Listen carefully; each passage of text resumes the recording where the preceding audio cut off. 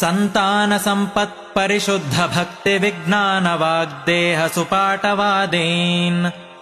दत्त्वा शरीरोत्थ समस्तदोषान् हत्वा स नोऽव्याद्गुरुराघवेन्द्रः यत्पादोदकसञ्चयः सुरनदी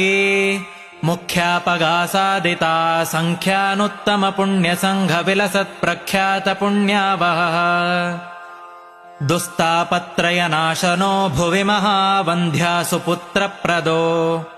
व्यङ्गस्वङ्गसमृद्धिदो ग्रहमहापापापहस्तं श्रये यत्पादकञ्जरजसा परिभूषिताङ्गा यत्पादपद्ममधुपायितमानसाये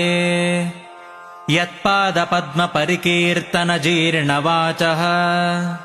तद्दर्शनं दुरितकाननदावभूतम्